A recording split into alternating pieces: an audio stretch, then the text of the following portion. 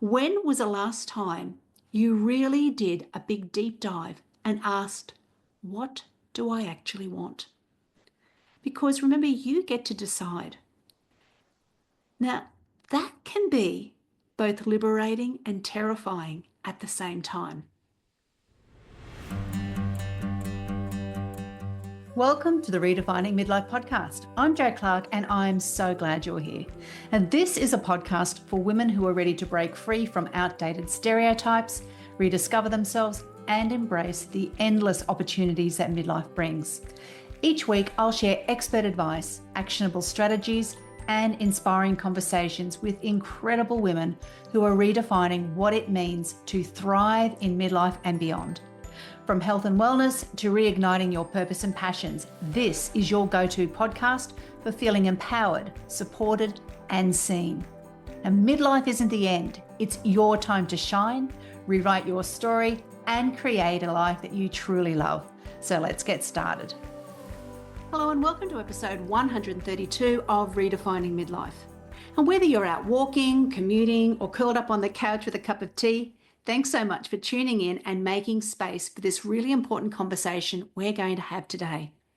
Now, you might want to have a pen and paper handy for this episode because it's packed with some great journal questions and lots of helpful tips and some simple steps that can get you started towards living an amazing second half of life. And to start us off, I've got a question for you that I want to gently bring into your heart and your mind today. And the question is, if not now, when? It's a question I've asked myself time and time again, and it happens and comes up into my mentoring work as well. And I encourage you to begin asking yourself this simple four-worded question and do it frequently. If not now, when?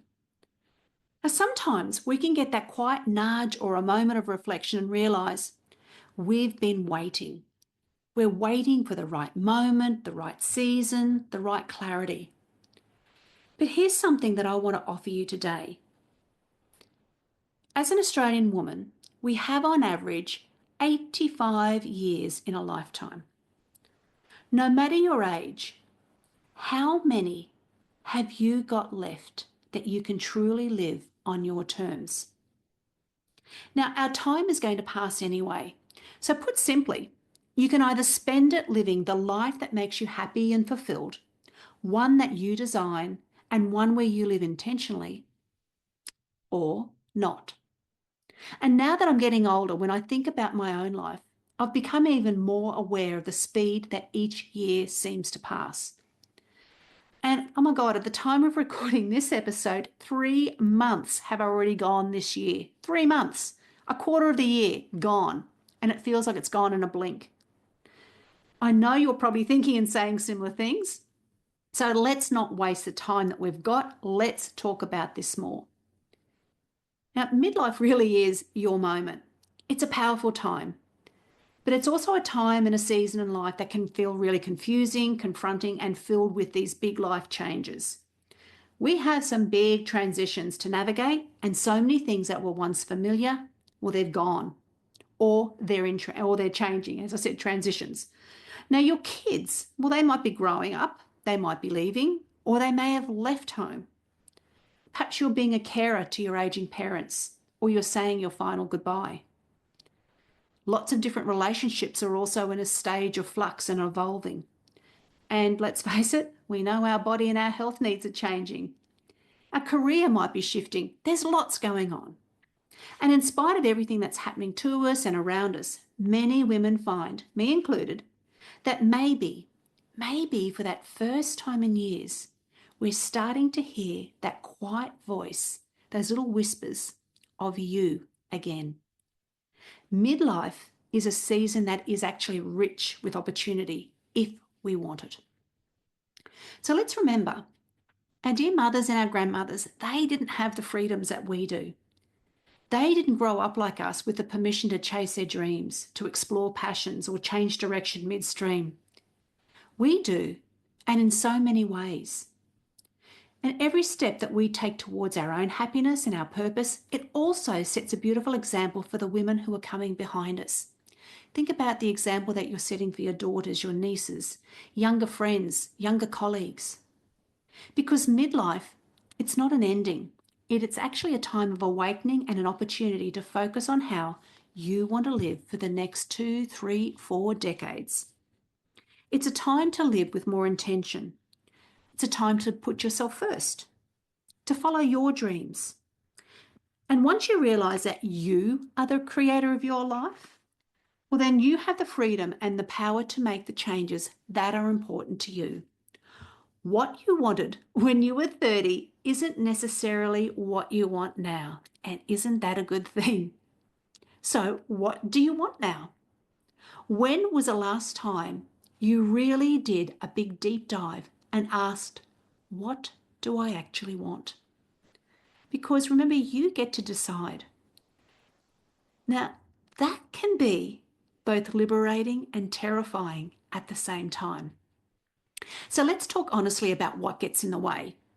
Fear, uncertainty, comparison, and that sneaky belief that we're too late or it's too much to change right now.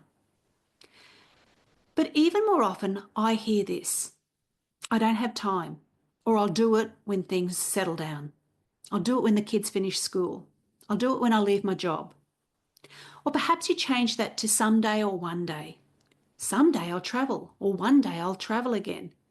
Someday I'll get back to, might be your art or something that you actually love. I get it, because I've said exactly the same thing. So what I'd like you to do is just to start to recognize your language. What do you say? What are your thoughts? What do you tell yourself? And then what do you tell others? Because the problem is we think we've actually got time. And like I said at the beginning, the average life expectancy in Australia is 85 for women. And to be blunt, we don't know when that time will end for us. Just imagine what life would be like if we saw every single moment as an opportunity instead of an excuse to come up with a reason why we shouldn't do something. Time is the one thing, that one resource that we never get back. And if we don't make deliberate choices about how we spend it, our time just fills up with things that don't truly matter to us. And it's no secret that people pleasing is something that many women have perfected. Your life might be filled up with things that don't matter to you, but maybe they get filled up with things that matter to other people. So we get used to putting everyone else's needs ahead of our own. And it's no wonder we feel stuck or disconnected from our own desires. Now, I was great at people pleasing. I was a poster girl. And even if I was operating over capacity, I'd say yes to things at work that I didn't really want to or have time to do, or say yes to social engagements. And then afterwards, I'd start to feel really resentful, often complaining that I never had any time to myself. But when I really looked into why this was my default behaviour, and I looked into the mirror truthfully, which, let's be honest, is never all that comfortable, I realised that I hated letting people down. I also had a belief, right or wrong, that it would be easier and better if I did it rather than someone else doing it. So rather than just saying a polite no or a not now or I'm not interested, I'd agree to do something. I'd say yes. So time was scarce until I learnt how to set better boundaries and use other ways of declining something. And when I chat with women during their mentoring sessions, I've come to realise just how common this is amongst us. And let's not just forget that whole myth of the perfect time, because I hate to be the bearer of bad news, but the perfect time doesn't exist. Conditions will never be ideal. It's by deciding to start now, however imperfectly, that is going to move us forward.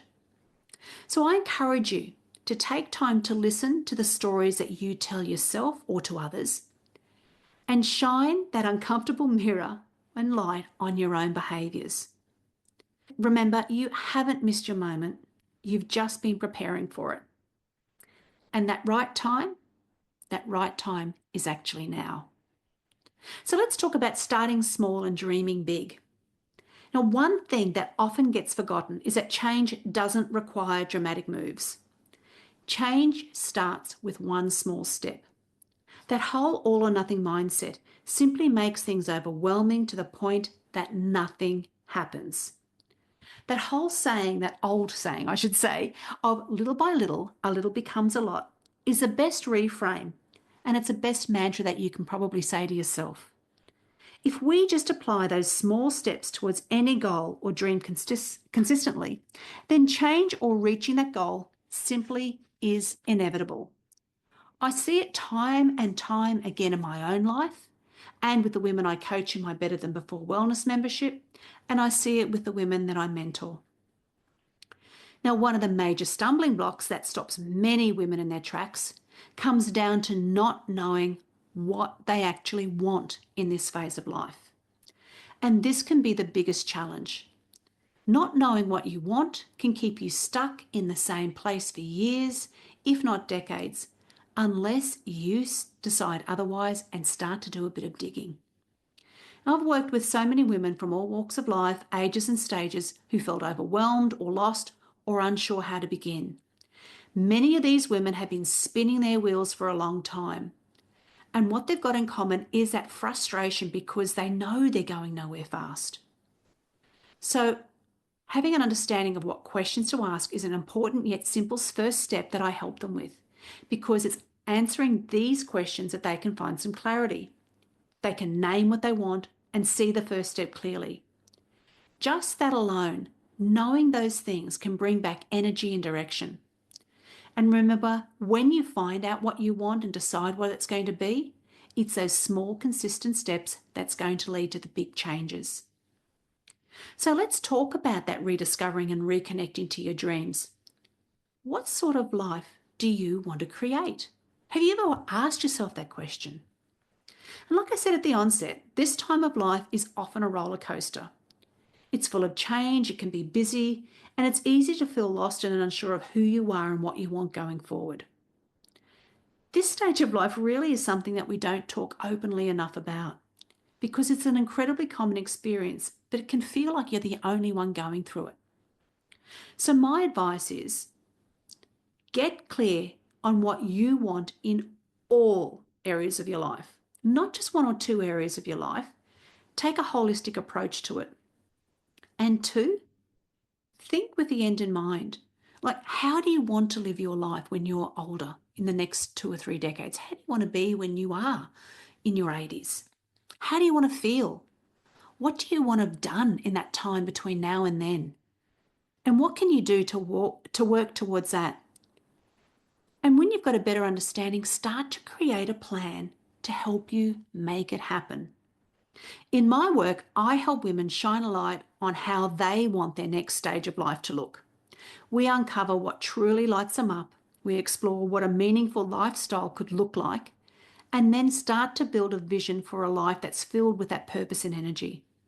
Because if you're stuck, if you're uninspired or unsure about what's next, just see that it's a sign. It's a sign that perhaps you need to dig a little bit more deeply. Having a midlife plan can help give you clarity, can help give you direction and some fresh momentum so you can start making those big decisions with more confidence. Because knowing what you want, it does really change everything. It's kind of like having a roadmap. You decide which direction you want to take. You don't have that drifting for years. And there's no more second guessing. And guess what? You can change. You can go a different direction if you want. And keep in mind, there's no size fits all, one size fits all. It's going to look different for every woman. Every single woman will have a different looking plan for their life. And that's how it should be. So get to work and be intentional about what you're going to include in your own midlife plan. And get your pen and paper handy now, because to help you get started, I'm going to encourage you to journal some or all of the questions that I'm going to tell you in a second.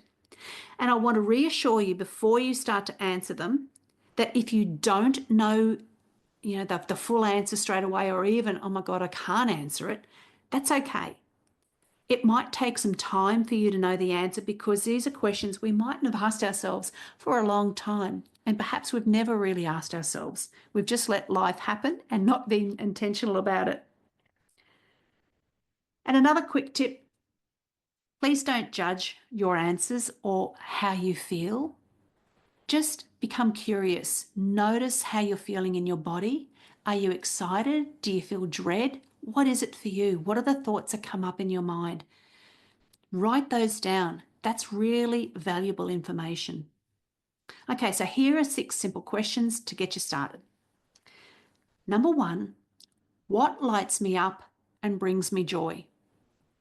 Maybe you need to think back what that was in your younger years if you can't think of anything straight away for yourself right now.